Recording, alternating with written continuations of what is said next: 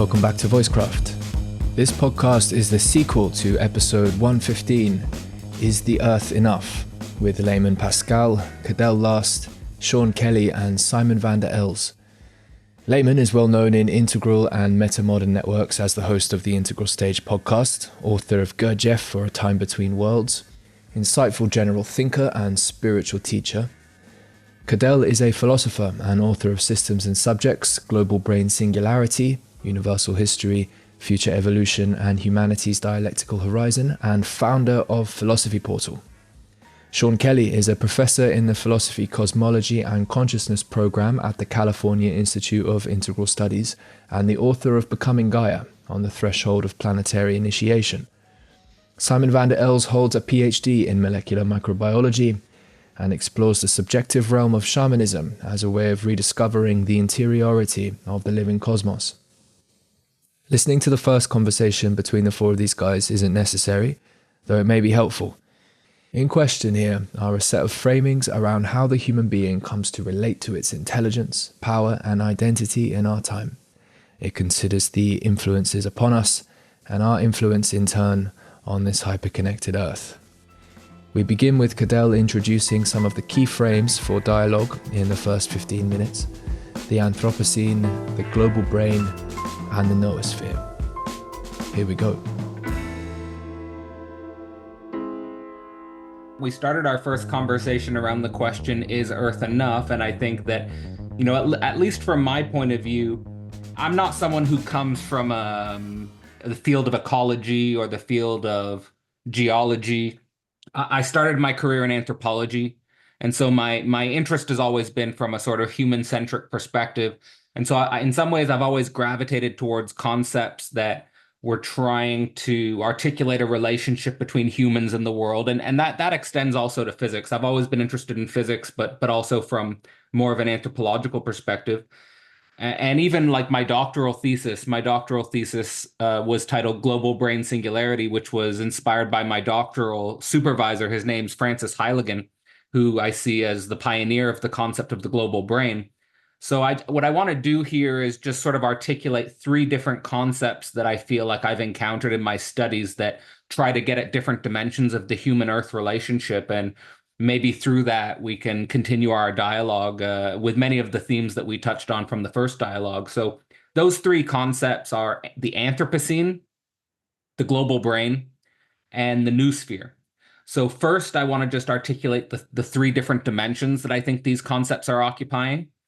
The Anthropocene, I think, is focused on like more the physical or the earthly dimension or the geological dimension of things. And of course, this is a concept that was proposed about 20 years ago now. These are all, I want to also emphasize, these are all relatively new concepts. They're all baby concepts in the sense of they're less than 100 years old.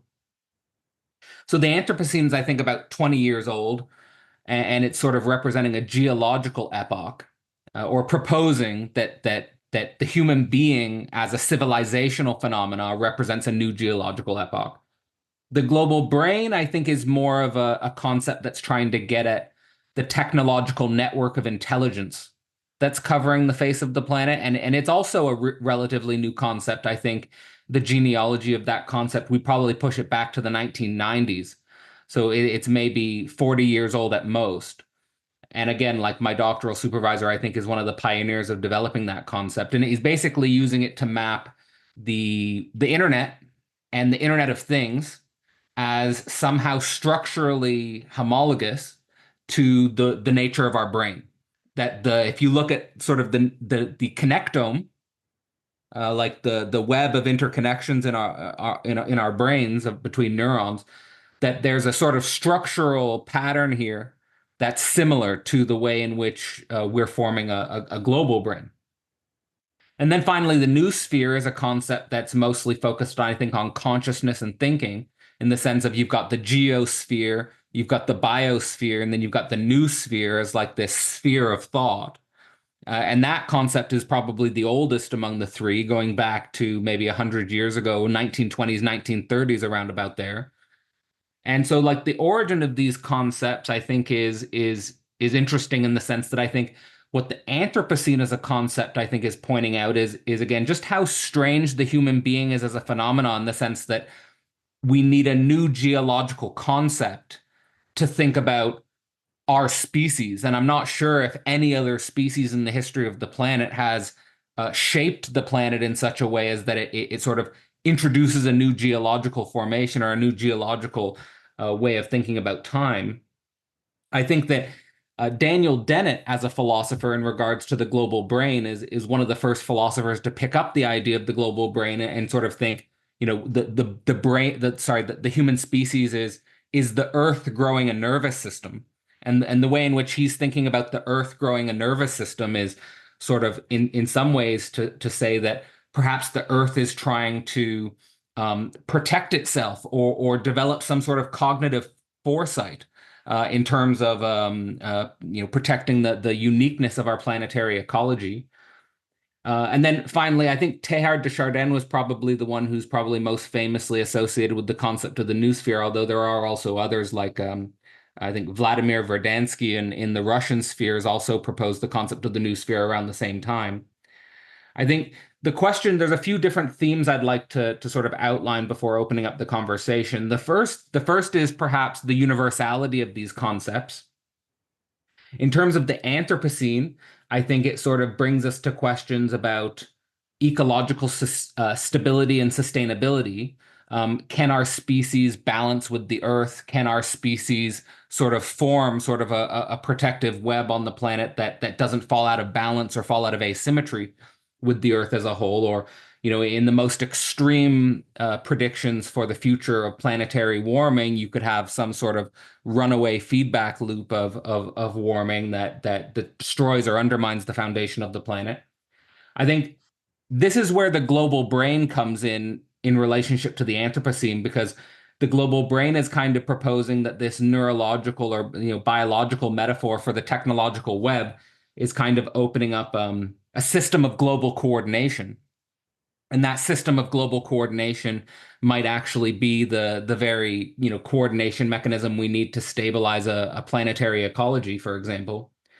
Then the new sphere, I think, is introducing some of the consciousness and the spiritual dimensions, basically pointing towards the self-reflection on our species nature, self-reflection on our nature as a planetary being. And then I think then there's finally, I'm just going to offer some philosophical and theological dimensions.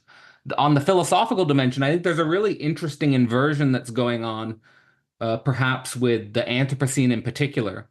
Because if you think about the way in which philosophers have historically understood the human species, and for whatever reason, I'm thinking about Freud's Civilization and its discontents. But there's this idea that humans are impotent in relationship to nature. And even going back to the ancient world, you'll have ideas that nature is some mysterious, impenetrable forces throwing human beings around. We can't really understand them. And then through science, I feel like now we become kind of this force of like kind of like as a species, not as individuals, but as a species, we've become a type of planetary force of a geological nature, which demands some sort of planetary responsibility. And then in terms of the global brain, in terms of its philosophical dimensions, I think it's, humans throughout our entire history have been limited to local coordination. But now with the global brain, we're sort of confronted with we're forced into global coordination problems. And that demands some sort of qualitative change in the nature of our relations with each other. And I think that's probably best represented by World War III, the idea of World War III, in the sense of, if we keep repeating our tribal warlike behavior with each other on a global scale, then we not only threaten the process of global coordination, but we again undermine our own foundations as a species. And so it's in some sense this shift from local to global coordination is introducing a qualitative change. And then finally, with the concept of the new sphere, I think again humans are probably, and this is reflected probably in our thinking today about sexuality, politics, power, the body, that the human being, I think, is struggling with cognizing our species being, like our nature. What is our nature? What is the nature of sexual difference? What is the nature of racial difference and power differences? How do we make sense of these differences on a global scale? And one of the ideas I wanted to propose is that Aristotle called the human being the rational animal. And I've more and more been gravitating towards something like what would Lacan say to Aristotle? And I think what Lacan would say to Aristotle is something like the human being is the animal who enjoys. And the stakes, I think, for these tensions between, sexual difference, power differences, I think a lot of this comes down to not rationality, but modes of enjoyment. And how does the human being enjoy? And also how dangerous enjoyment is. That enjoyment is often seen as transgressive. Enjoyment is often seen as zero sum. Like if he's enjoying or she's enjoying, I can't enjoy, or they stole my enjoyment. You see this with the elections with Trump, for example. Like the people who are really supporting Trump, I saw all these viral memes of like their mode of enjoyment as threatening to the liberals, right? And then even like throwing that enjoyment in the liberals' face, like ha ha, ha we won, we're enjoying and you're not enjoying, and stuff like this. So I think this issue of the differential of enjoyment is interesting to think about on that level. And then finally, the religious or the theological dimension, and then I'll stop talking. Is I think that for the Anthropocene, I'm kind of given this idea of like thinking about the religion of the planet around the idea of how long can we prolong the reproduction of the human species. I think more and more people are realizing that what religion is a kind of vehicle for the reproduction of the species. And of course, these religions popped up locally, globally, but in local areas. But and none of these religions really had an idea of the planet as a whole in mind, nor the reproduction of the species as a whole in mind. So I'm thinking more about like religion being something like orbiting the question of, are we aiming for a planetary civilization that can last for millions of years? Does that question even make sense? But these types of ideas. And then in terms of the global brain, I think it brings us to the politics of the planet, which is basically, are nation states the fundamental unit of global coordination or not? And this brings us, I think, to questions like Francis Fukuyama's The End of History. Or I've even had a conversation recently with a Marxist named Chris Catrone, who said, look, global government already exists. It's called the IMF, and they're not very transparent. But just this idea that it's not that nation states are the highest order of global coordination, it's that they're already not. And that we already have international coordination mechanisms. It's just that they're not very transparent and they're hyper exclusive. And so this question of like, in terms of the global brain as a coordination mechanism, I think the question is kind of what type of global government do we want, or how do we think about global governance? It doesn't have to be this spectral, haunting figure of the one tyrannical global government, but maybe that in some sense already exists on some level. And then finally, for the philosophy of the planet, I'm thinking more and more, and this is coming up more and more in personal tensions that I have as well, is like this relationship between philosophy and thinking and the body as thinking, and this tension between thought and the body. And can we think the intelligence of our enjoyment, or can we think the intelligence of our body? And finally, is that question going to become more and more important in relationship to automation? Because as more and more of our thinking faculties or jobs that are related to our functional intelligence get outsourced to automation, more and more perhaps we have to face what can't be automated, which is just perhaps the enjoyment of the body. And I had a conversation with someone who's doing her doctoral thesis on the psychoanalysis of artificial intelligence, and she was asking the question, not does it think, but can it enjoy? So that, again, this question of enjoyment in the body as important for thinking. So I'll just wrap up there with sort of, this proposition is just thinking about these three ideas: the Anthropocene, the global brain, and the Noosphere, and some sort of relationship with each other, and maybe a good structure for thinking about the relationship between humans and the Earth. And well, I'll pass it over to you, Simon, or Layman or Sean, if you want to respond to any of that. Wow. I don't know if you could see that. I mean, lights going off like beep, beep, beep, beep, beep, everywhere. This is these.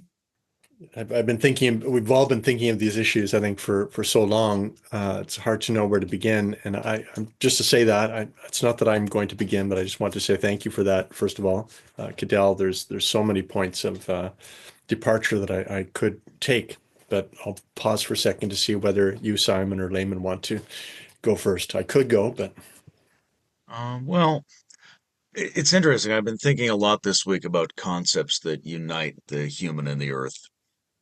And everything you said there, Cadell, is really interesting. My own ideas have been around doubleness and transness. I think reproduction is essential. I think I could make a pretty good argument why IMF is insufficient in terms of thinking global governance. But I think what I might like to do is sort of connect this to last time by I came in last time with like, here's a story that I think is a useful story. So where did I leave off with reconfiguring that story slightly through our discussion? Because I think it does weave together all those themes around global brain and Anthropocene and Noosphere. So my story that I'm favoring is that there's a universe in which biospheres are common features, and the biospheres are something like holonic agents. They have an inside and an outside and a singularity and a plurality, and they have a simultaneous interest in self-stabilizing and self-transforming or self-transcending. We talked about anchoring and flowering last time. And these mega organisms adaptively produce internal specializations, which include the cultivation of a dominant noospherically active sapient species, in our case, the human ape. And this has all the normal functions, this ape, of the other mammals. It eats and shits and breathes and decomposes, which is directly of service to the biosphere, but it also has two special functions, each of which contribute to this joint task of stabilizing and changing the biosphere. And I think all of that involves a certain kind of artificial separation from nature so that we can do the unnatural thing of returning to it. But I think the first special function that we do as humans that we see really elaborated in the Anthropocene once it's empowered by modern technology is the subtle subjective and intersubjective function, where we have to collectively serve the imaginal energetic stabilizing and evolving of the biosphere. And in that area, art and shamanic existential self unfolding of individuals and communities is sort of takes lead. And the second special function is to evolve objective or external technology toward the point at which it can map and superconnect and change the world. But at that point, of course, it can destroy or wobble the world, or it could proceed fairly directly to create the external architecture of something like the biosphere's brain, an ecology of real-time adaptive intelligence tools to super coordinate, error correct, and make creative adjustments as it keeps unfolding in tandem with whatever new kind of science describes all of that. I think there are approaches. I think we need a kind of ethics about how that technology unfolds because some approaches help and hinder this task more than others. But at the same time, there's this ongoing inner function of the sapient apes to unfold.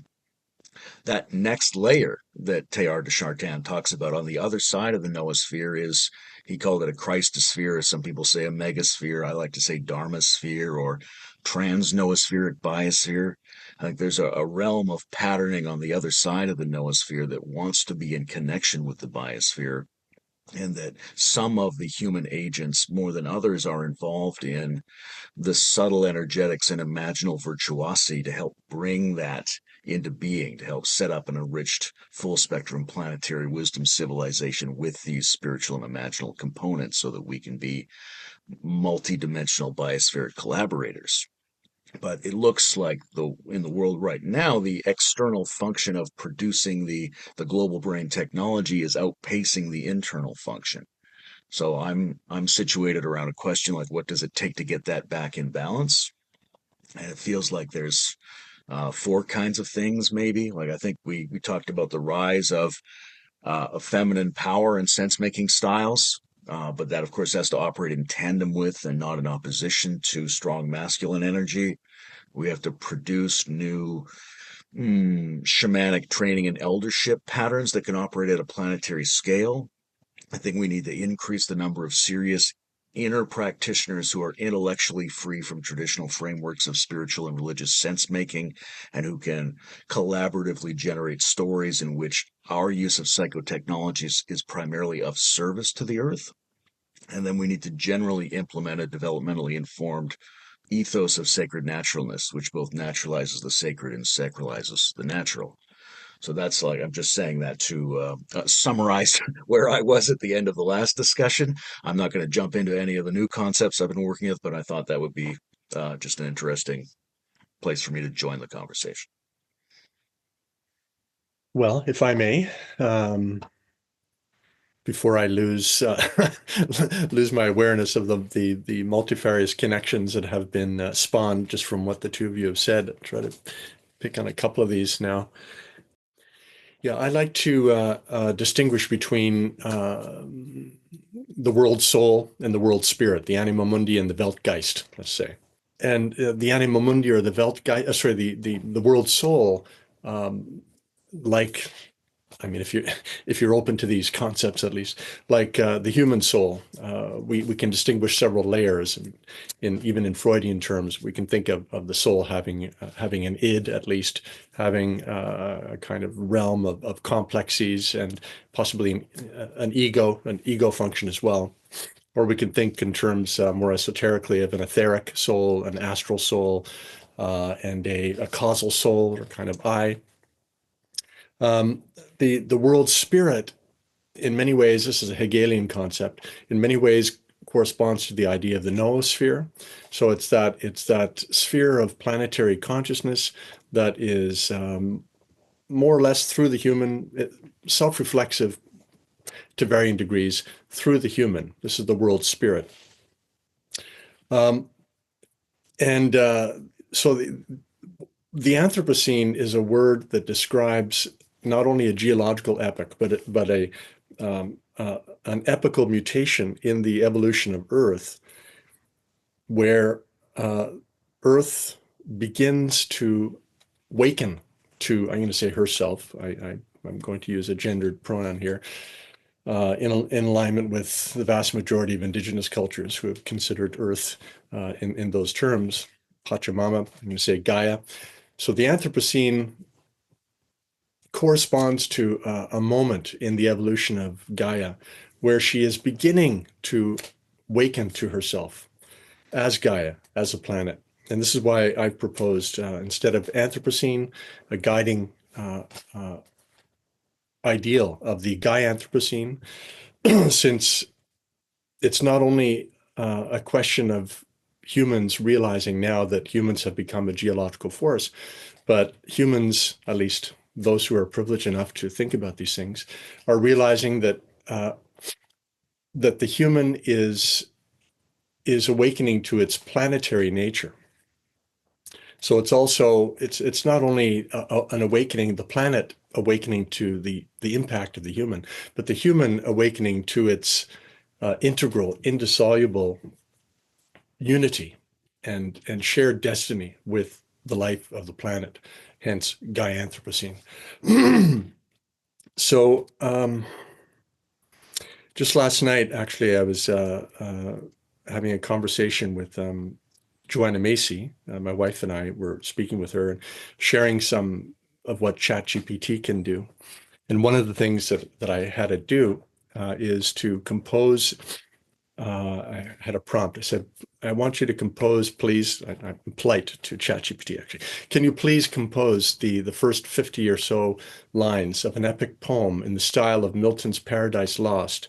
But instead of the biblical creation, I want you to draw from the story of the universe as understood by Thomas Berry and Brian Swim, beginning with the primal flaring forth, going all the way up to the noosphere. And so it immediately did this.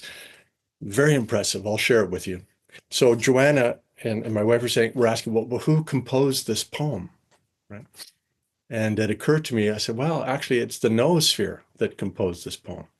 or at least it's a node within the noosphere that involves obviously my own individual consciousness in some kind of relationship with this emerging noospheric layer, whose computational power, in the manner that both you, Cadell, and Layman have been starting to speak about, is allowing for this kind of thought form to be produced.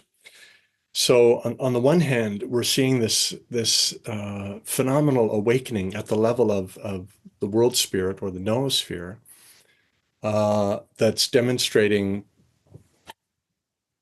sophisticated, qualitative, apparently self-reflexive consciousness, at least in relationship to us, who are its primary vehicle. On the other hand, as we know, the noosphere, the world spirit, is still pretty much dominated by id-like forces, by still the flow on if you look at the internet, the major energetic flow has to do with transfers of either money. So there's information related to money, power, and sex, basically. So porn, crypto, and other forms of information gathering in the interests of empire and securing national interests and so on. So the power drive and the sex drive are dominant in terms of structuring flows of information at the level of the noosphere. And yet there is this other layer that is just beginning to constellate and emerge through various communities and individuals in partnership with the noosphere, that has the potential to produce something more genuinely self-reflexive, more guided by the kind of megaspheric, I can't remember, theospheric, crystospheric entities that Layman, you were talking about, that might serve as a lure to something, to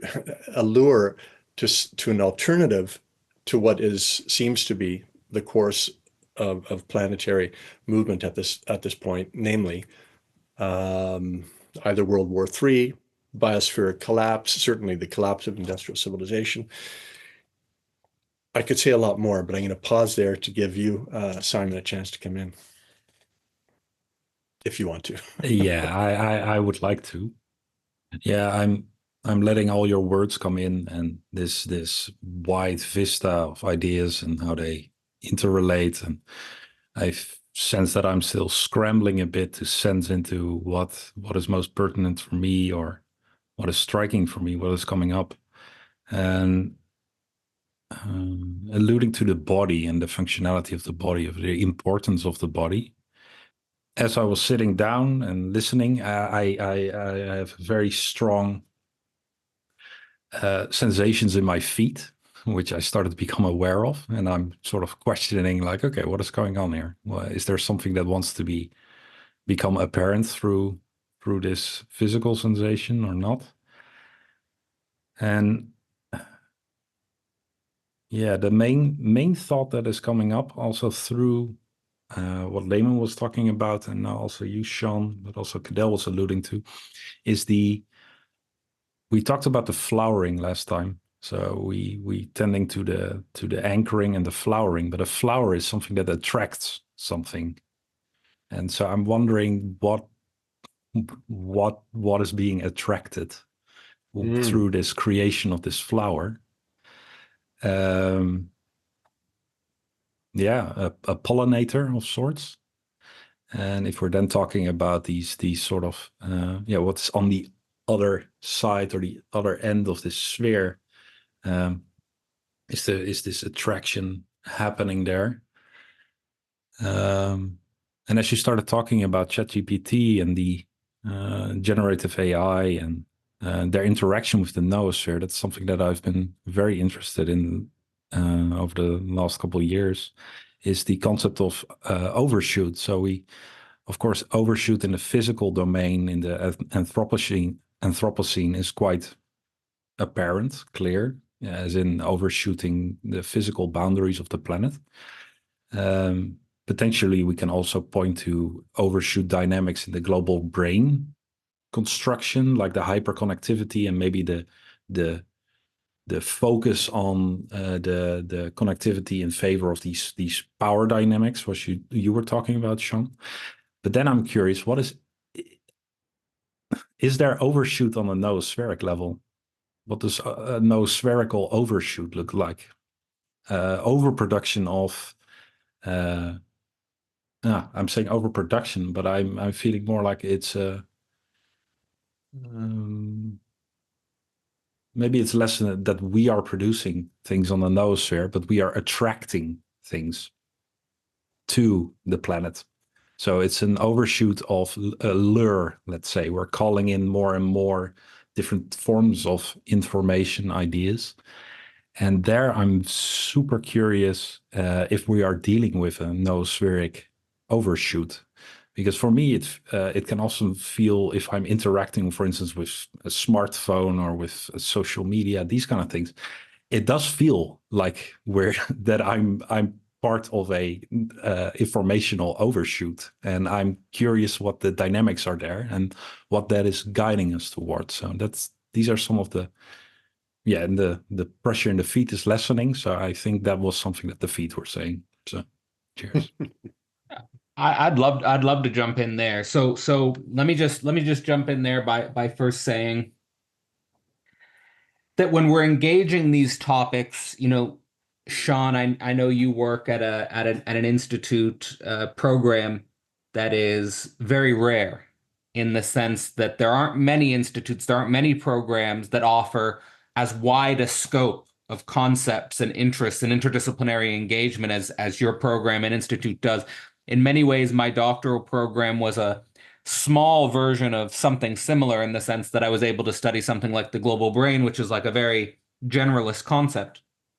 I just want to say how hard it is to engage these generalist concepts collectively, because it's difficult to stabilize shared meaning and connections, right? Like when I say the word Anthropocene, am I using it in the same way that you're using it, right? And then we can quickly lose each other if we're not. So I just want to also sort of presence how difficult it is to do what we're doing, but really want to sort of encourage all of us to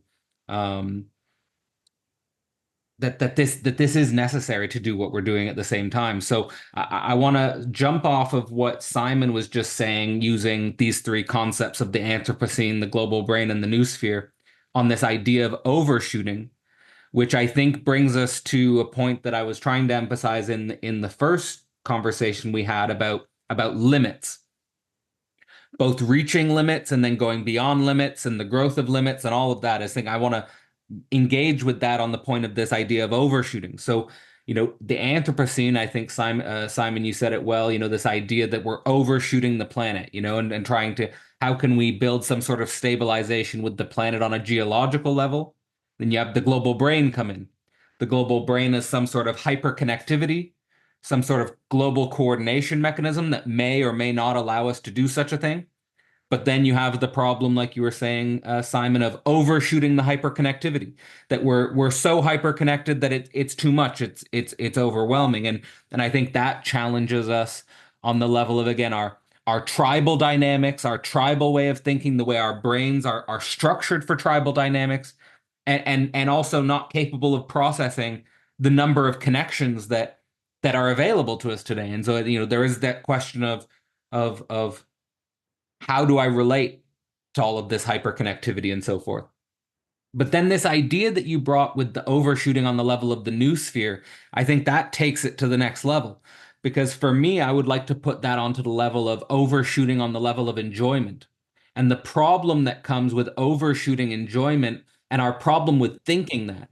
Like I was just listening to some conversations with some Christian religious folk, and these guys were emphasizing that our problem today is the overproduction of images, that we're bombarded with images. And Sean, you were saying that the main layer of the noosphere right now are mostly id soul forces. Things like pornography and capitalism are things that are mainly circulating in the low level of the noosphere. This is the overproduction of images, right? It's the and I think that this short circuits our thinking, but it's also so crucial for attraction, right? It's so crucial for our desire. It's so crucial for our life, for being alive, for being vital, right? And in some sense, our vitality is being parasitized, right? And I think that this is also with this overproduction of images and this overshooting of enjoyment. I think it's also short-circuiting the way we think about our species, the way we think about ourselves. Like you can sort of reduce the id and you can reduce libidinal enjoyment to simply some sort of perverted repetition. But at the same time, that same perverted repetition is the very core of our capacity to reproduce our species and to build families and to build communities and so forth.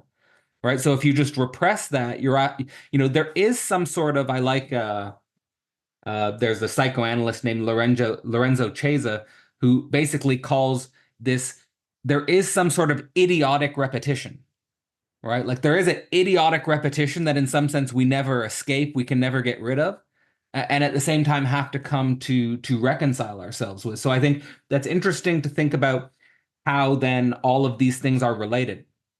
The overshooting of the planet on the level of the Anthropocene, the overshooting of hyperconnectivity on the level of global brain, and then potentially the overshooting of enjoyment on the level of thinking, on the level of our imagistic production and our symbolic processes. And those are all connected to me on the level of what Layman was emphasizing as this gap separating the external global brain, producing the technology for the global brain on the one hand, and then the internal noosphere, right? The internal functions of the noosphere.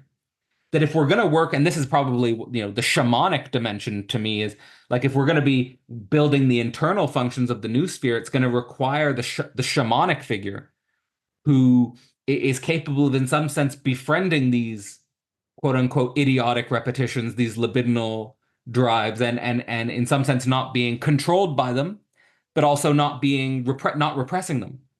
On the other hand, like maybe that's even what makes the shaman have a unique relationship to madness, or a unique relationship that's non-rational in some way. So I just want to say, and then I'll stop, that this what Sean was calling this human awakening of our indissoluble unity with each other. It's going to have to reconcile with the id soul forces that are just over dominant, but at the same time, I think it has to raise them in some way. In this you were pointing towards this, Sean, with the higher self-reflection potential, right? And I do think that's kind of what our online networks are engaged in, to be honest. Like when I think about Voicecraft, and when I think about the Integral Stage, and when I think about some of the other networks and groups that we collaborate with, I think that's kind of what we're up to. Is we're interested in the planetary soul forces in all of their horror and all of their beauty. And we're interested in thinking that in a network way that is perhaps distinct from the institutional subjectivity that dominated in the 20th century. But I'll stop there, and that's yeah. Yeah, I think one of the things that's essential in imagining that shamanic function is how discipline and intentionality plays into it, right? That the shaman is not just a character of wildness; it's a generator of practice, a generator of ordeals, a source point of religious discipline going forward. And the religions provide discipline like reproductive strategies and things that work out well for populations. But one of those things it provides is sense making strategies as well, right? So, in the overproduction of image or the overproduction of information streams, we need to be more disciplined, more intentional about how we consume information. And therefore, we need something like religion and something like proto religious figures to show us that discrimination technique and make it seem like it's a good idea to engage in intentional practice and not just surf around responding to whatever comes toward us.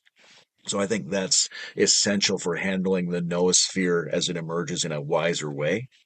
But I really was attracted by, and thank you to Simon's Feet for this, this notion of overshoot as having a healthier and an unhealthier version, right? So that we can say, on the one hand, you can dysregulate self-regulatory mechanisms in the biosphere or the noosphere by overproducing certain kinds of resources, certain kinds of appetitions, certain kinds of tools, certain kinds of activities.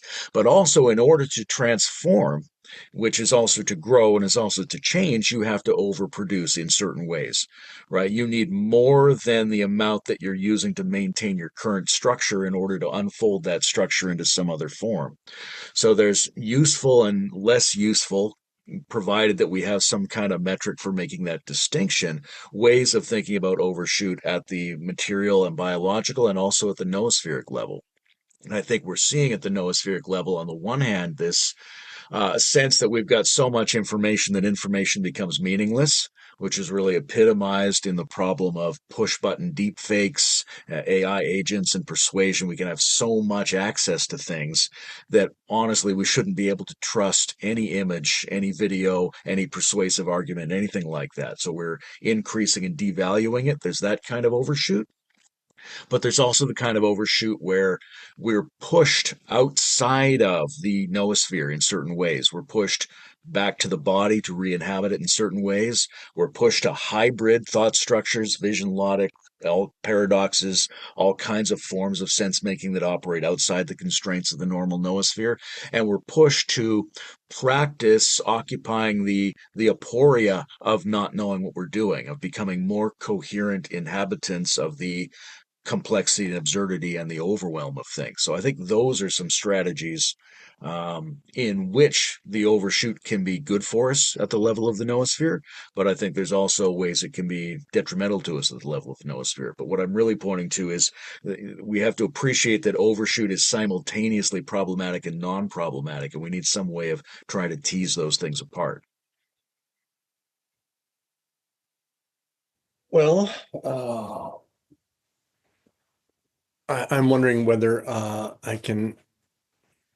whether we can turn back to, I think what was implied in what you were saying earlier, Layman, about lure, the subtler dimensions that and also you, Simon, who is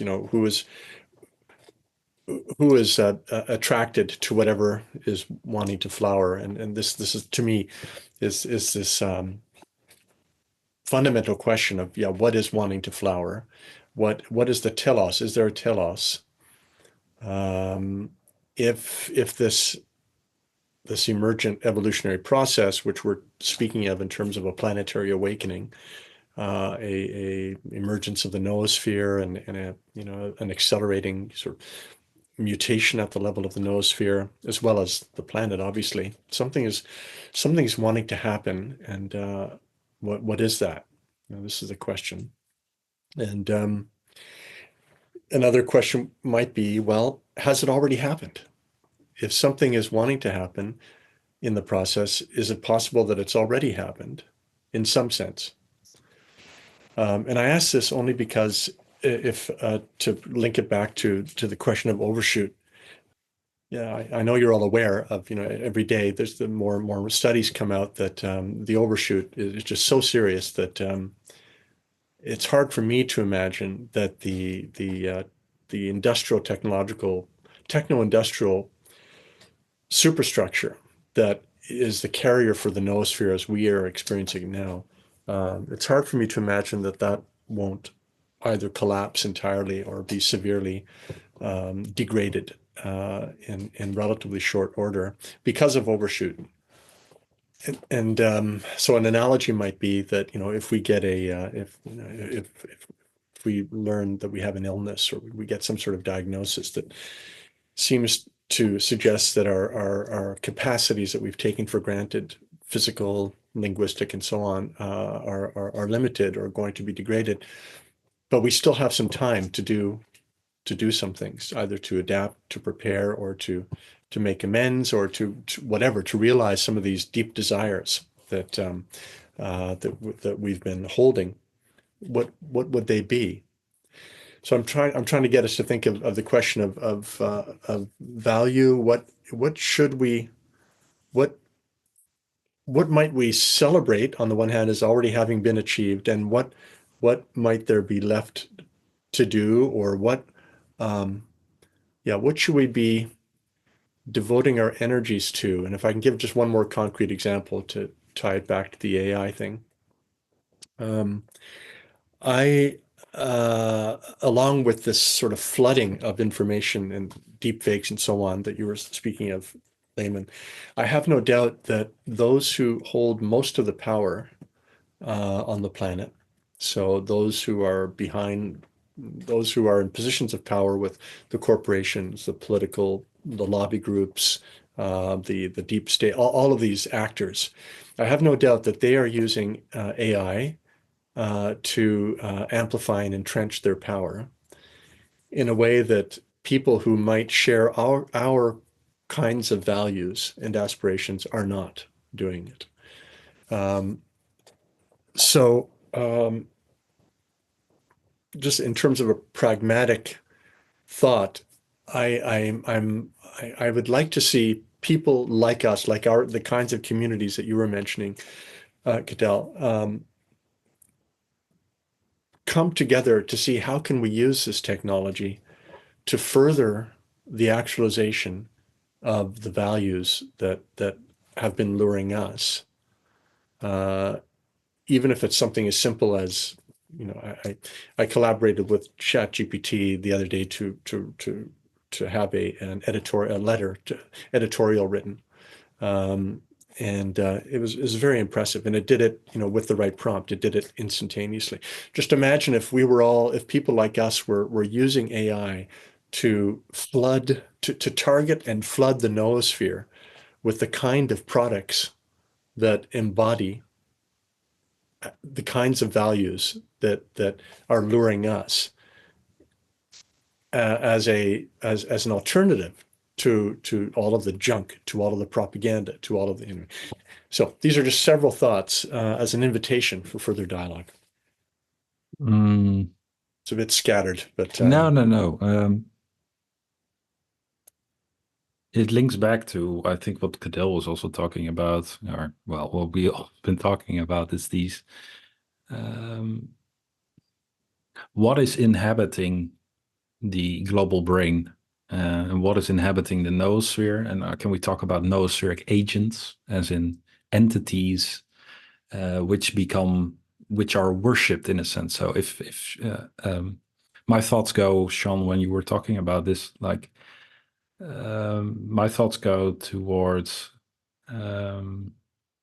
what kind of entities are almost prayed to. So praying as in religious worship and being amplified. And so it almost is a battle of gods, as in different gods that are being oriented towards. And if we then talk about values, maybe these different values represent different divine entities in a sense.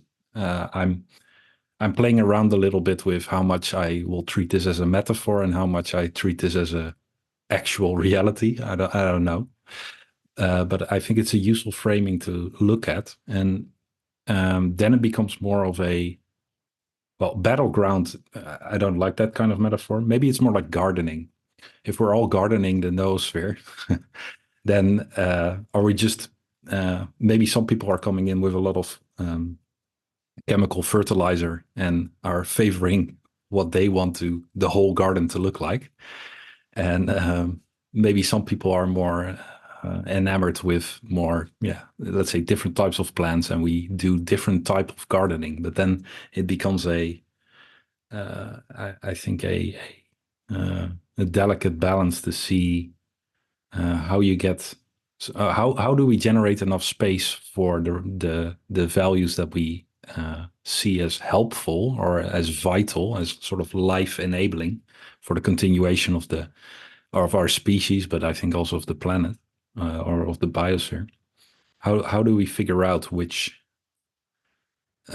techniques work here? Because it's also the image that was coming up is as the global brain infrastructure is then inhabited by these entities, which are coming from this soul-it structures, as you were calling it.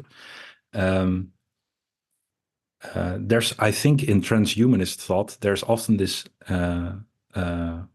idea, I think, that is mentioned that once a powerful enough AI is developed, it will leave. It's beyond our grasp, and then we're just left, or something like that. I think there might be some truth in that if we feed these kind of entities a lot without having the shamanic revival or this sort of new capability of binding these entities, reconfigure or recontextualizing them within the human as well, then that might happen if we aren't able to do that. So it feels somewhat scattered, but again, the sense of the returning to the body feels very, very important for me. That indeed is the positive side of the overshoot is it's directing us to what is important right now. And I think what is important right now is embodiment. And how do we embody the global brain? And how do we port different things from the noosphere and beyond in a in a healthy way? Yeah. So yeah, there's a lot of themes there that I think can push this conversation forward a little bit. I think what I want to do first is link the concept that you proposed, Simon, of overshoot with excess. That for a long time, a lot of the philosophical work I was oriented around was focused on lack. But I think that lack also is excess. Lack immediately becomes excess. Lack and excess need to be thought together. And, like Layman was pointing out, this issue of excess or this issue of overshoot is both, say, a problem and a solution. In some of the philosophy that I've focused on, there's this idea of, let's say, like you said, Simon, this global brain infrastructure inhabited by the soul id forces being a kind of wandering excess. There's a new wandering excess internal to the global brain infrastructure, which is perhaps one of the reasons why Layman's detecting this gap between the global brain infrastructure and the noosphere cultivation. That what the noosphere cultivation would be cultivating a relationship to this wandering excess of the soul id forces, and not just sort of immediately drowning in them, but raising them to thought or raising them to a higher level of embodiment, if we want to say it like that. I just want to say that I think what's going on here, and Layman and I have talked about this a little bit, but in these online circles, there is sort of a return of the Christian moment, which also came up in our last talk. And I think that this Christian moment is in relationship to the wandering excess. It's a defense against the wandering excess in some sense, using the resources of the history of our religious civilization. And so in that sense, it is a battle of divine entities. In some sense, I mean, it's metaphorical, but there's a real to the metaphor in a real way. And I think that we can think about where you give your attention as where you're worshiping certain entities, right? Whether that's everything from porn to philosophy, and everything in between. There, this is where the battle is raging. And I think that the function of religion here, to sort of cite a psychoanalytic work on theology by Richard Boothby, is that he's proposing that the function of religion is both, on the one hand, what attracts us, what compels us into the excess, on the one hand, but also our reaction against the excess, our defense against the excess.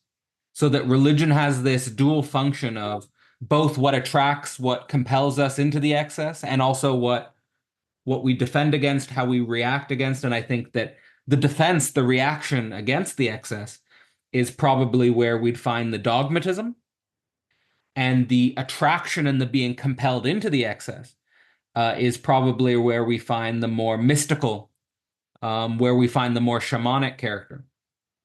But just sort of saying that this religious moment is both sort of both sort of an attraction, a compelling, and a defense. It's also perhaps an impotence in relationship to the excess. And then I wanted to sort of say in relationship to what Sean was pointing out, which I do think is connected to what Simon was saying about embodiment. First on the embodiment aspect, I think it's why is embodiment becoming more important? Why are people more pointing towards this now? I think it has to do with how can we move from an institutional subjectivity, which is very rational, towards a network subjectivity, which is rational, but also has in touch with madness. We need to be able to be in touch with madness. We need to be able to be in touch with the madness of our own body. We need to be able to be in touch with the madness of our own desires, with our own impulses, with our own, with what short circuits our reason. But we don't want to lose ourselves in that to the point where we're no longer capable of rationality. So I take that to be the challenge of embodiment. And I think that is important for what Sean's saying about how do these communities with different values come together and coordinate with each other. And I think that's, that's just on one level, it's just a pragmatic question. But on the other hand, it's kind of a religious question in the sense of all of these online organizations and groups, I think, have a sort of divine inspiration, if I want to call it like that. And here I'm just talking about, again, Voicecraft, the Integral Stage, groups like Theory Underground or OG Rose, or all of these groups that we variously collaborate with. And everyone's network is a little bit different, not saying there's a one group or something like that. But all of these organizations have a kind of divine inspiration, I think, behind them. And then there is the practical question of how do we coordinate with each other, which I think is just an open question at the moment, because there's no formal group, there's no formal container that we all exist within, and maybe we shouldn't go in that direction. But there is the coordination issue, and I think the coordination issue has stakes for building this, I would say, the philosophical layer of the noosphere. Like, I think maybe what we are is, or what we're trying to do is become the philosophical layer of the noosphere. And then finally, I'll stop, is just that in regards to the challenge of coordination, my hypothesis would be that what we have to do is what institutions do implicitly, we have to do more explicitly, perhaps. And maybe that requires a little more digging. Maybe that requires a little more digging into each other, our personal relationships, and the stakes of our collaborations, the stakes of our coordinations. And again, I think in institutions, a lot of those roles and a lot of those coordination mechanisms are just sort of given. They're implicit. But then I'll stop. Is that maybe that's the benefit of being in touch with one's madness? Because if we're in touch with our madness, then we can go a little bit deeper with each other, but at the same time, not forfeit our reason in terms of being able to coordinate with each other. So hard to track all of the fascinating points and then all of the personal trajectories off each of these points. I'm thinking about a passage in Nietzsche where he talks about education, and he compares saying to a young boy, "Would you like to learn more and be more virtuous?" And then also saying to him, "Would you like to be stronger than your friends?" And like which one activates him as a participant in the educational process. And so there's a pointing there towards enjoyment and excess, but also the implied point, which is he's trying to map that into his approach to education. And I think we do have to try to map enjoyment and excess into the things that we're generating as communities to put into this technologically empowered noosphere, right? If we're going to play in this realm of entities or gods, and we're going to favor some over the others, we have to favor the ones that really incorporate deep drives, including drives toward excessive enjoyment in people, or whatever we create will always be overwhelmed by systems that try to either incorporate or reverse incorporate, fight against those sorts of things. The other thing that came up for me there was I was really interested in Sean's provocation to think about the possibility that maybe the function has already been accomplished. What does that look like? What does that feel like? How is that in some ways analogous to a person who might have received a terminal diagnosis? And there's very beautiful things about that, because if we imagined maybe somewhere in history we did it already, right? Maybe it was Jesus, or maybe it was the Renaissance, or maybe it was just being conscious. You can amplify your appreciation, and you can take a different stance, and you can look towards more nuanced reckonings when you have that kind of attitude that we're in the dimming afterglow. But it's also dangerous because it sort of blinds us to our ongoing responsibilities. But it's a really important thing to have into the mix, because when we talk about return to the body, it's not a youthful fetishization of the body. It's also the process of the body, including the relinquishment of the body, has to inform the way we think about all of these things. But when I try that out, and I reflect back on what Cadell said at the beginning about, do we need to form some kind of planetary social structure, or is the IMF already a planetary social structure? It's kind of the same question. Do we already have these global structures, these planetary structures in place? And I guess my response to that is maybe, but it looks to me like they're partial in nature, right? If I look at the IMF, I go, okay, that's a ostensibly global economic structure, but there's no cultural structure that goes with it, right? It might be a planetary state, but it's not a planetary nation. The nation state's always this weird mix of a geographical bureaucracy and a people of some kind.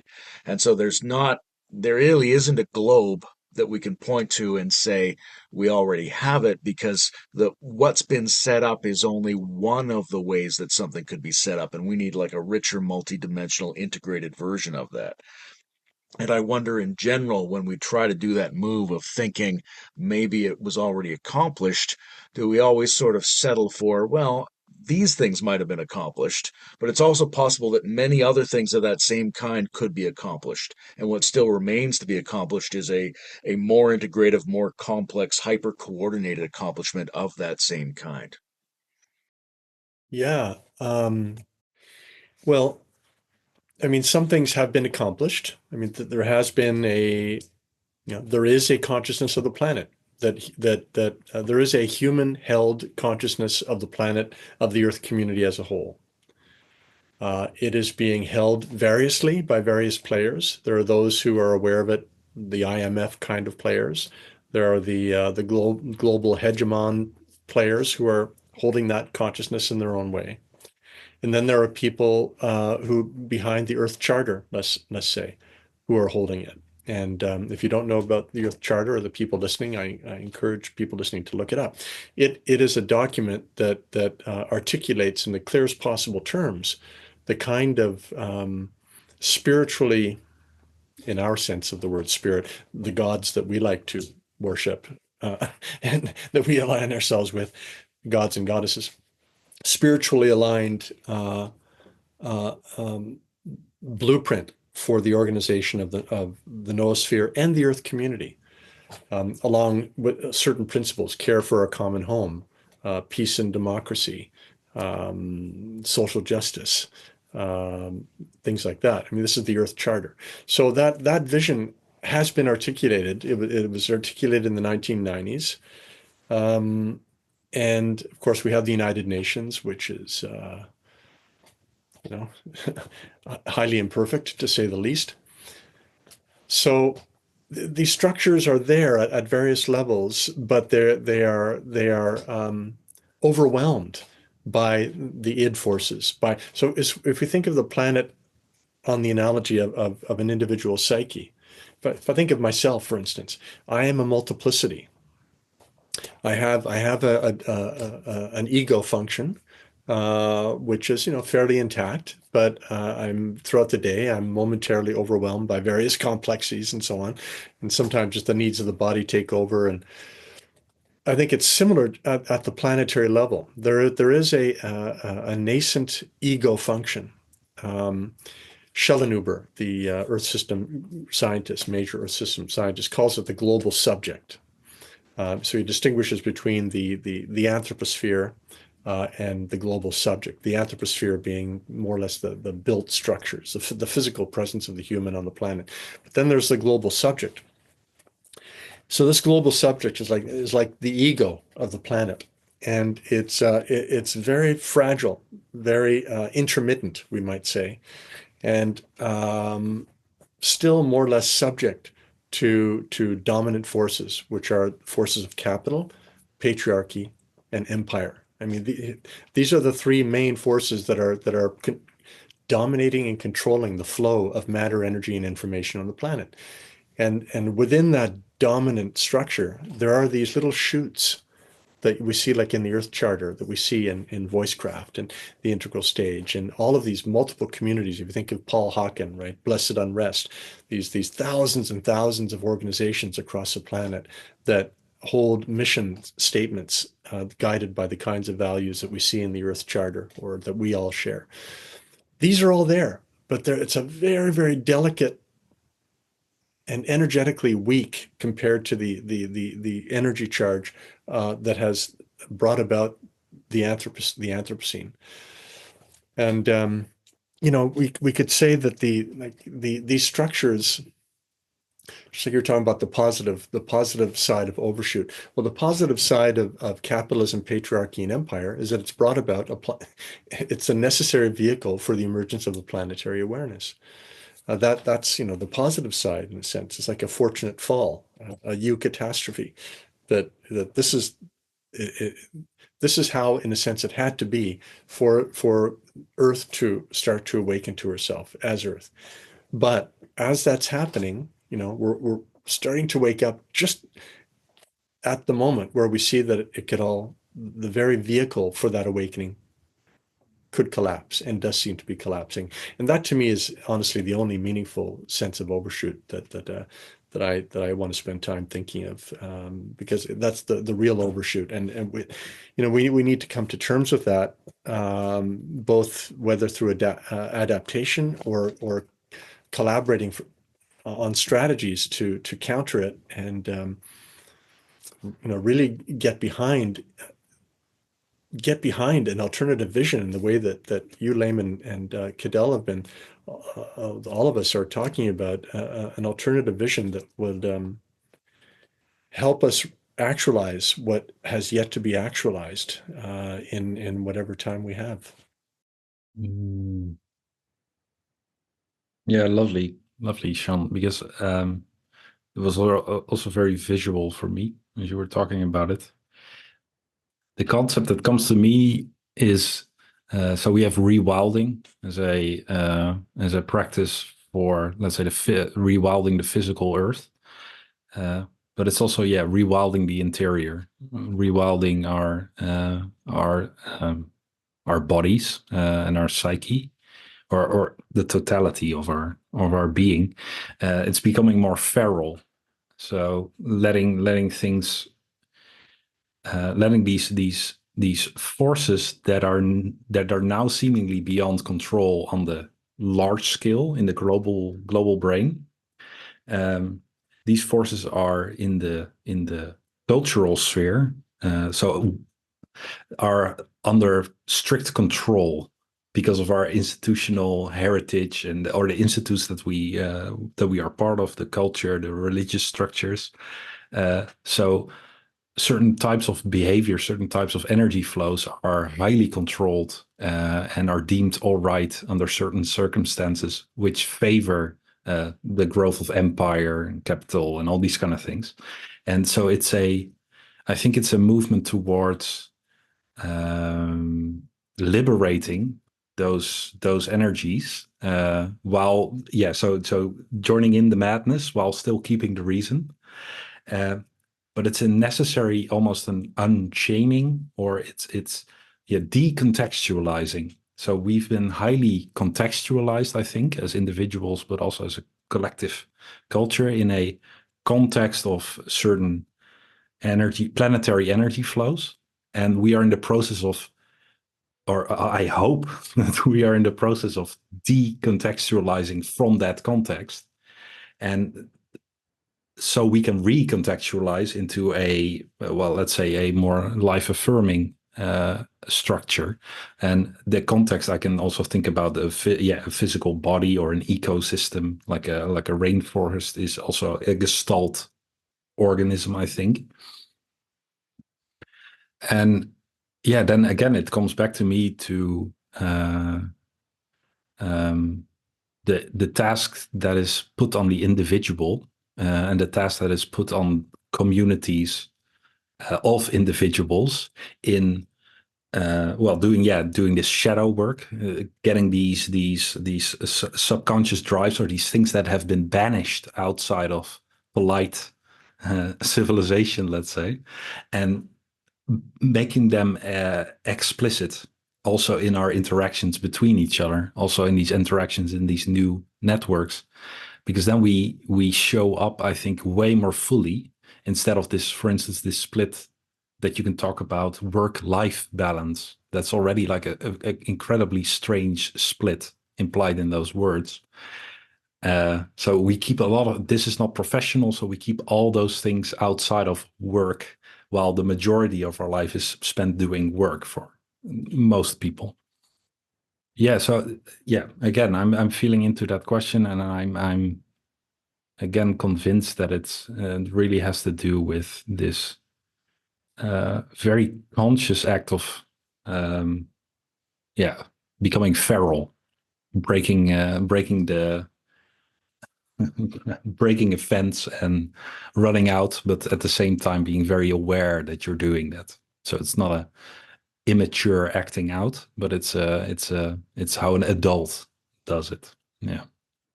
What's coming up for me in terms of say maybe starting with a response to Layman, I just want to put a pin on how important I think his point about education from a Nietzschean perspective is in regards to the drive and the excessive enjoyment. He was giving the example of basically this opposition between virtue and strength, which is I think at stake in some of Nietzsche's philosophy in terms of how we're thinking about here our relationship with each other. Using virtue, some of the weird paradoxes that I think can come up here is sort of using virtue as a mask for desiring strength, performing as virtuous, but really be interested in strength or power, right? That's something that can definitely be both a form of self-deception and a form of other deception.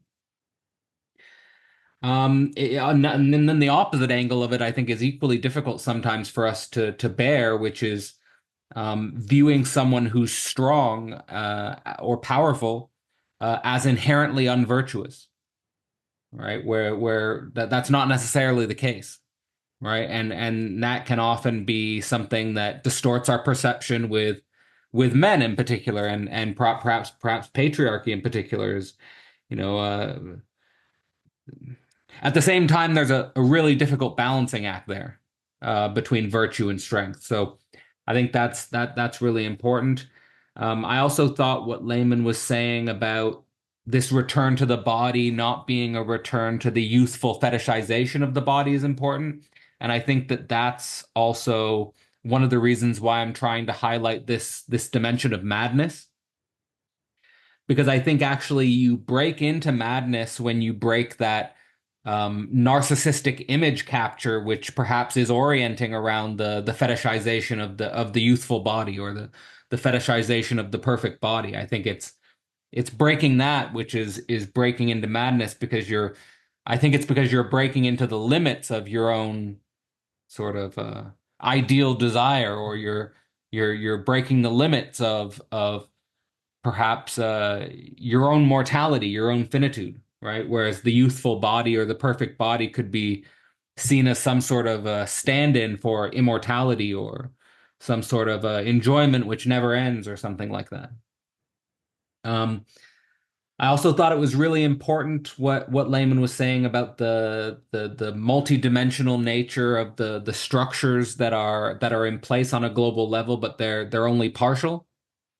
And then that sort of brings me to a question that is inspired by what Sean was saying, which is emphasizing that the excess of the drive in capitalism, patriarchy, empire, and so forth He depicted it as a fortunate fall or a type of catastrophe, which is at the same time necessary for the construction of the noosphere. And like the question I have is, and this is sort of, this is what I have to admit, I struggle to think. There's certain dimensions of my thought where I can tell it's not that I can't think it, but it's that I'm afraid to think it, or I won't let myself think it. And I think I come to that with the idea of, do we need a new fortunate fall? Do we need a new catastrophe on the level of patriarchy, capitalism, empire, these types of things? In Hegel's sort of philosophy of history, he sees world spirit seemingly as coextensive with the movement of empire, right? Like he's got in philosophy of right, the Oriental, the Greek, the Roman, the German Empire. In our time, we could say the American Empire. So that there's this idea that, can we get away from empire as such? Yeah, and at the same time, maybe because we're entering into a qualitative transition which seems to be global, but maybe we're entering a different type of history, which is also something we should think. But at the same time, I wonder about my own fear to think empire, or the necessity of some of these dimensions, which certainly the more progressive, quote unquote, aspects of my nature resist thinking. And then you've got these symptoms that appear, which are sort of regressive masculine symptoms. I think figures like Andrew Tate and Donald Trump. I was actually listening to a conversation recently where people said guys like Andrew Tate and Donald Trump are the ultimate junk food, of the ultimate junk food of thinking, which I think was a good metaphor. But at the same time, they're symptoms that are pointing towards something. And clearly masses of perhaps unreflexive libidinal energy are getting an enormous amount of enjoyment from these figures. So what is that? What is that? Simply, and then finally, I'll just say, was thinking inspired by what Simon was saying and I know I brought up this relationship between the implicit and the explicit, but I also want to highlight how weird I think this dimension is. Like how weird the dimension of the implicit and the explicit is. And I think we learn this, of course, when in dating. Like say you're really attracted to a woman, and what you really want to do is sleep with the woman. But you don't go up to the woman and say, I would like to sleep with you. Right? You don't make everything that's implicit explicit. Well, you do if you're Donald Trump. Well, you do if you're Donald Trump, right? But that's the junk food. That's the low level form of masculinity that I was pointing at. So it's actually making the implicit directly explicit is actually vulgar, right? It's actually not what we want to do. So I think there's a dance here. There's a dance between the implicit and the explicit that we need to get right, which I think is the nature of long-term relationality. Like long-term relationality requires this constant revealing yourself to the other. But you're constantly revealing yourself to the other in a way where you're not being directly monstrous. But you're also not hiding something which the other person needs to know. Right? Because if you're hiding something the other person needs to know, I think that's where we get to the bottom of the barrel, which to me is betrayal. Right? Whereas like if you build a friendship with someone over 3, 4, 5 years, and then all of a sudden you say something which you should have said 2 years ago, and which undermines the entire relationship, like this is that, like that's the worst. It's deception. It's like deception on the highest order, betrayal, and so forth. So I think that's also, and I think that's also why you need to know your own madness. Because if you don't know your own madness, then I think you're more likely to either betray yourself or deceive yourself, or betray the other. So these types of things are coming through my mind. And then that's just to bring it all back into a sort of a loop. I think that's probably why education in relationship to this excessive drive for enjoyment is so important, and which is maybe always left out of a lot of our education process. Yeah, two things, I guess. One is around empire, because it's a really interesting topic. I think we probably haven't done enough to abstract out the particular elements we think empire means, so we have a certain valence that goes with it. But it may be that there's a variety of other forms of being imperial. If it just means something like being supra-ethnic and international and operating in an expansive, transformative, exchange-oriented global sense. But we would want to be able to make some kinds of qualitative distinctions between the empires we want and the empires we don't want. And maybe that even just looks as simple as a Ken Wilber style pre-trans fallacy, right? We don't want a pre-imperial form of human governance necessarily, but if we wanted a trans-imperial form, what kind of empire is integrated into that trans-imperial form? And is this one of the failings of pluralistic ecological movements, is that they haven't had enough of that imperial expansiveness and have too often sided with let's pull back, let's do less, which A, puts them in a position where they don't have the power to make the changes they want to make, but B, might be out of step with what what the evolving leading edge of the earth through the consciousness of human beings requires. So I think that's a really open question. But the other thing that's been coming up for me is uh, um, what I might call the doubleness of thinking the earth. So, what do communities like the ones we're part of and we're thinking about have that distinguishes them from any number of other types of communities that might be critical of empire, capitalism, dysregulation of ecology, the negative material forms of overshoot? And part of it is that we play with metacognitive sense-making structures with each other. And they like the kind of ground zero of a metacognitive structure is a coherent paradox that we sort of think about two perspectives integrated to each other. And when I think of the earth, that seems so essential that I can't imagine people would draw the right conclusions if they didn't have some version of that. And my example would be uh, just what is the earth? What is the concept earth? And how is that related to the concept of human knowledge? Right? You look from the outside perspective and you go, clearly, human brains arose inside the biosphere.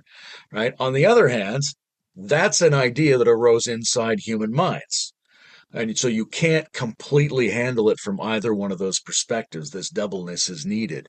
And there are more elaborate forms of that. If you guys have tracked any of like Bruno Latour's work around critiques of the notion of the globe, yes, it's been extremely empowering for us to see the Earth from space, to have that version of what did Sean call it? The human held consciousness of the planet, right? We get this incredible mid 20th century thing, which is a picture of a blue green sphere in an expanse of space. And it's beautiful and it's fragile and it's an ethical awakening for us. But at the same time, Earth as round object is something we're distanced from. The globe is something that empire, in both its positive and negative forms, takes advantage of.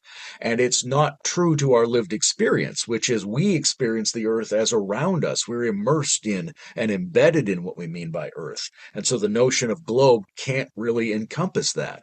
But it's a beautiful thing. My point is that we can't do without either of those, right? The doubleness of that concept of where we see Earth from has to be built into how we think the concept Earth, and that's something that metacognitively capable communities might be uniquely good at, which could lead to a sense making that other critical ecologically oriented communities might not arrive at.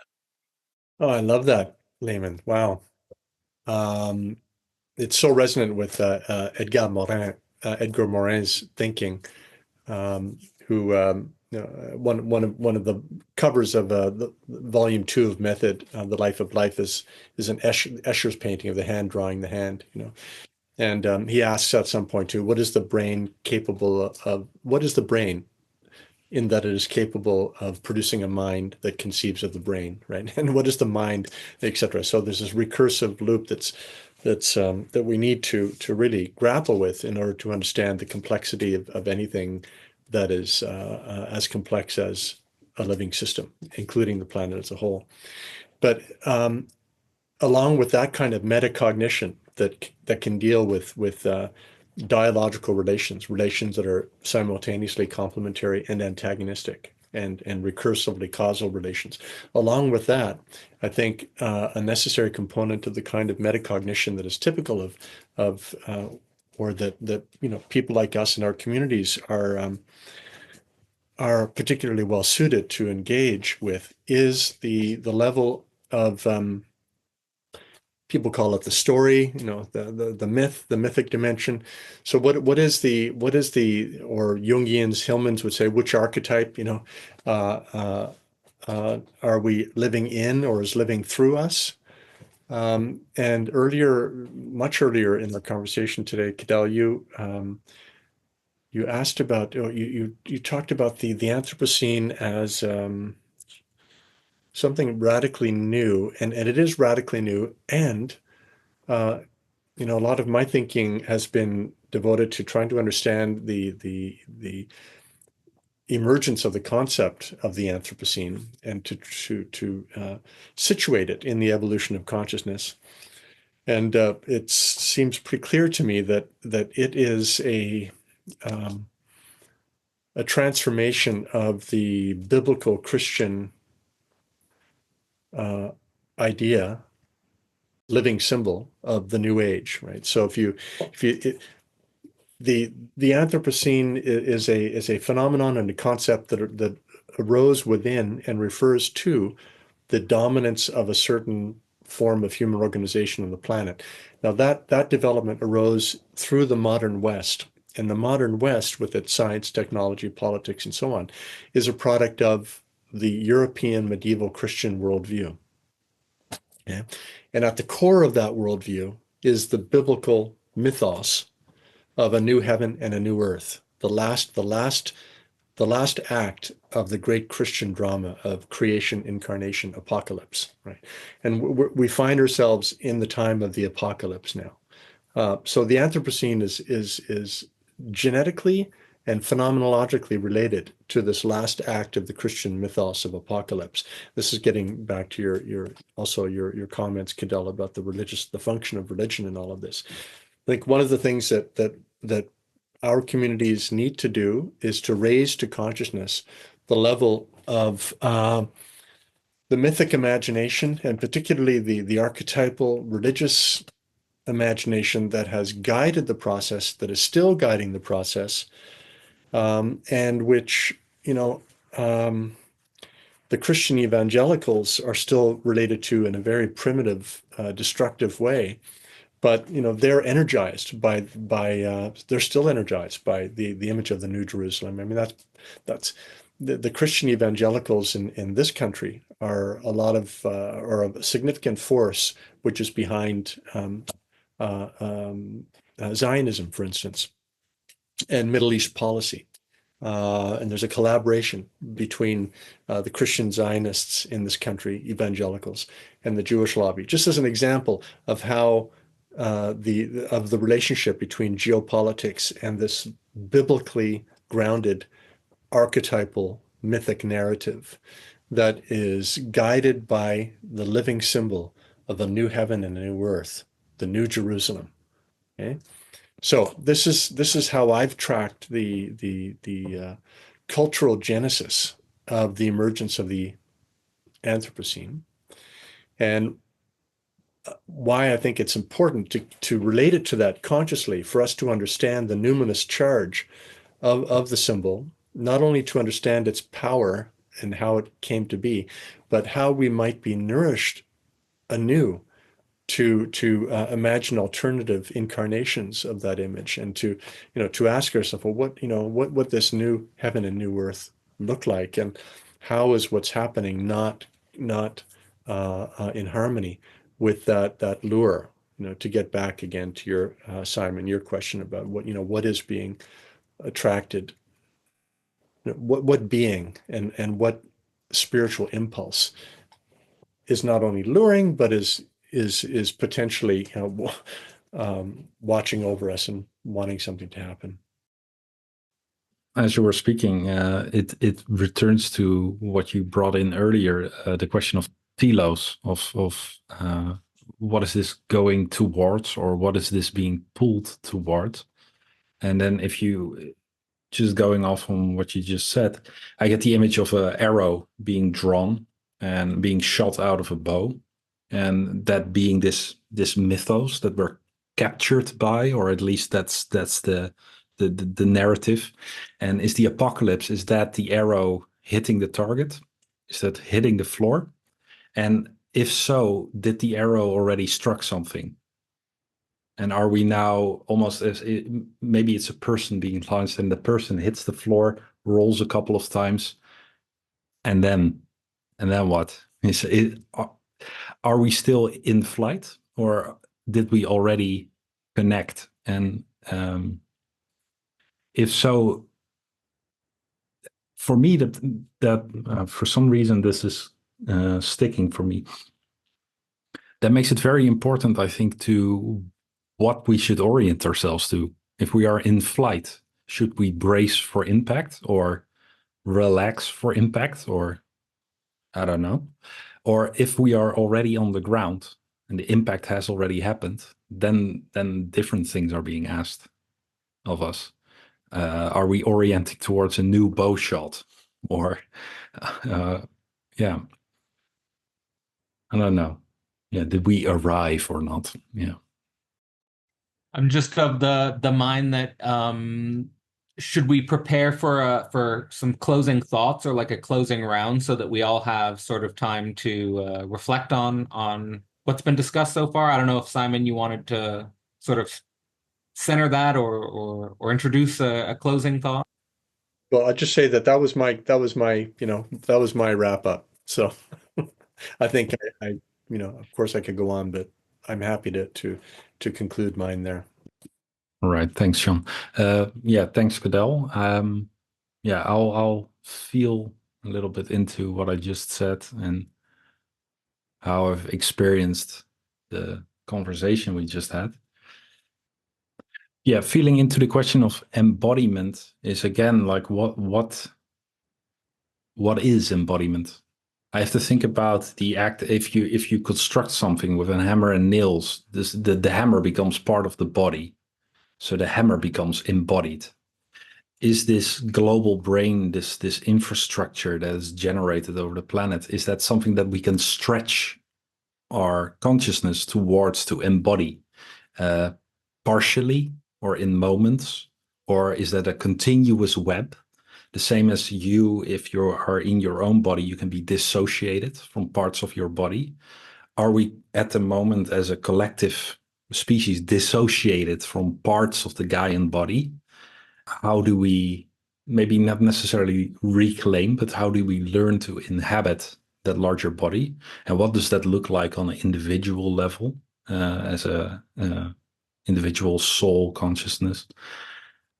Yeah, it really comes down to that. And what will stay with me is this dance that was talked about, this between the implicit and the explicit, which also speaks to me, the dance between the conscious and the unconscious, and what is called into the conscious mind and what remains in the unconscious mind, and what is necessarily conscious and what is unnecessarily part of the conscious mind.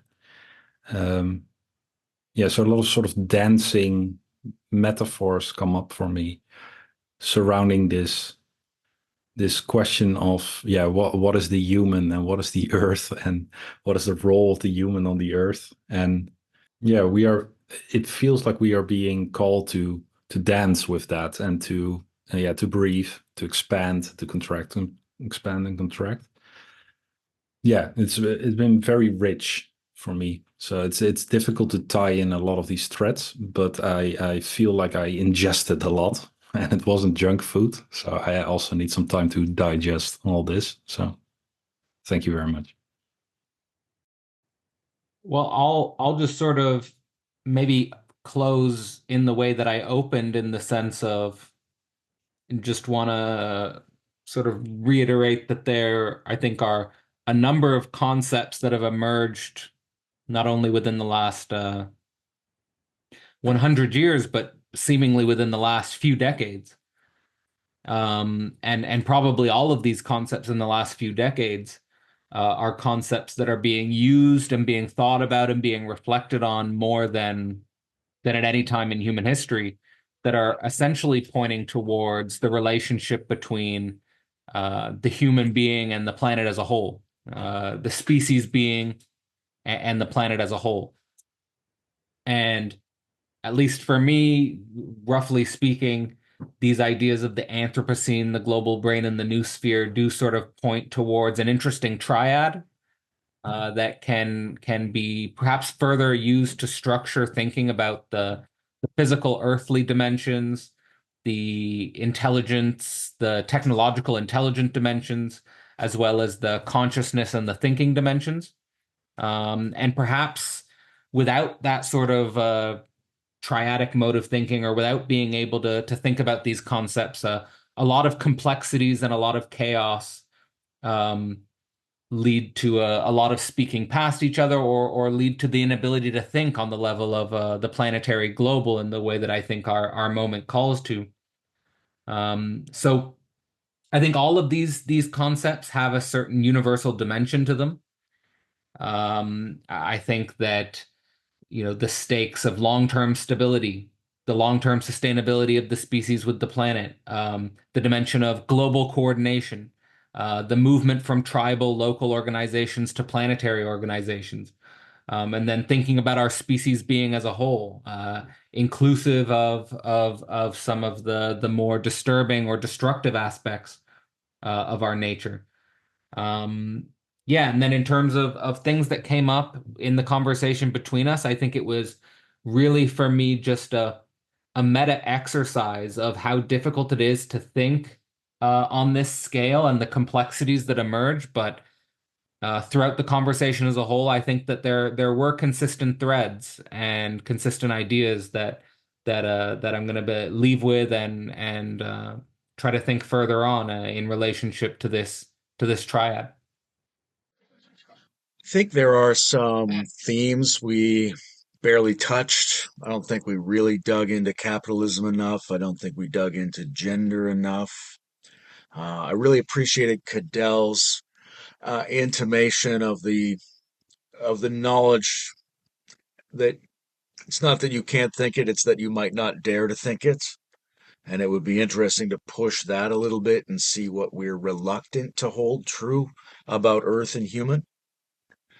I think the way that transgender is situated in the world is kind of a stopgap measure to what trans species is about to be on this planet, and that the technological ability to alter our DNA, alter our anatomy, alter species is something like the biosphere is changing itself to work out how to change itself differently.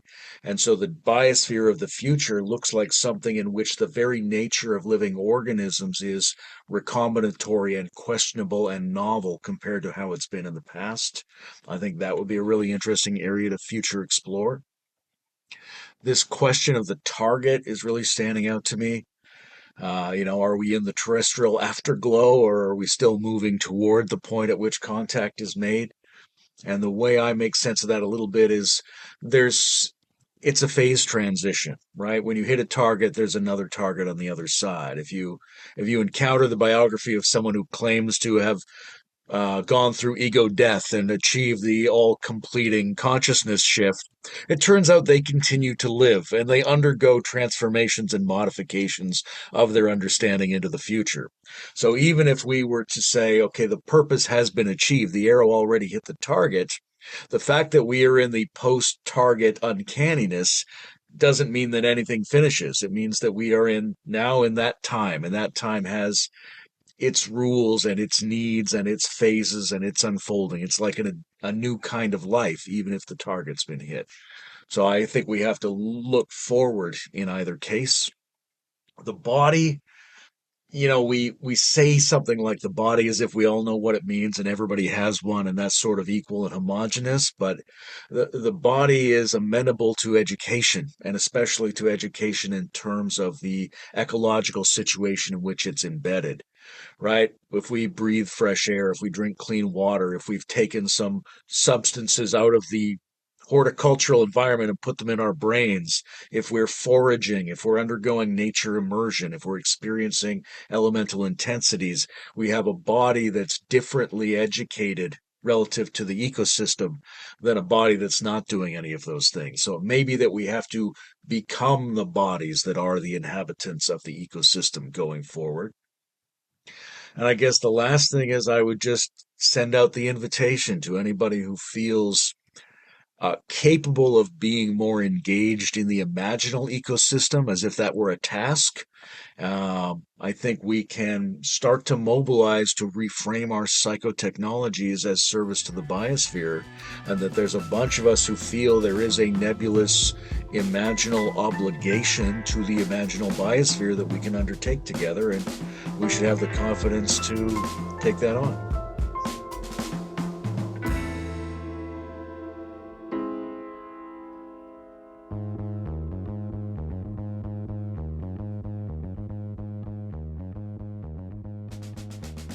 All right, guys. Well, have a great beautiful evening. It's late over here in Europe, so yeah. Oh my God, that's right. Jeez, all right. Let's be in touch. And just so it's on the record, I'm open to a part 3. Absolutely. Yeah, me too. Excellent. All right. Yeah, I would like to structure it further for sure. Yeah, Right, I think good to see we're you guys. Yeah, I think we're going in a Maybe- very interesting maybe- direction. Maybe explicitly like jumping off how Layman ended in terms of saying we didn't dig into capitalism and gender enough, and many other ideas that he was pushing in that direction. Yeah, the arrow too. I love that metaphor, Simon. Catch the arrow. Do it. Oh. Or break it off. There's all kinds of. All right, All right, get guys. some sleep. Yeah, see you guys. Be well.